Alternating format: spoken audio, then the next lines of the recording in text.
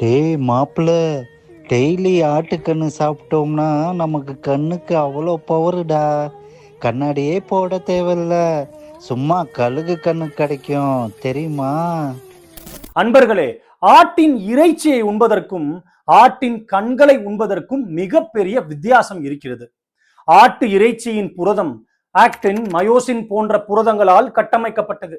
ஆனால் ஆட்டு கண்களின் புரதம் வித்தியாசமான கிறிஸ்டலின்ஸ் மற்றும் ஓப்சின்ஸ் போன்ற புரதங்களால் கட்டமைக்கப்பட்டது. இந்த வகை புரதங்களை எல்லாம் உங்களது நோய் எதிர்ப்பு மண்டலம் ஒரு அலர்ஜன் என்று எண்ணி, அதாவது இது என் முதலாளிக்கு ஆபத்தை விளைவிக்கலாம் என்று அதனை எதிர்த்து உங்களில் பலருக்கு மேமலியன் ஆர்கன் மீட் அலர்ஜி போன்ற ஒவ்வாமையை ஏற்படுத்தி விடலாம். கடும் அரிப்பு, தடிப்புகள், வாந்தி, மயக்கம், மூச்சு திணறல் இவையாவும் ஏற்பட்டு சிலருக்கு அனஃபிலாக்சிஸ் என்ற ஒரு நிலை உண்டாகி உயிரே கூட பறிப்போய் விடலாம்.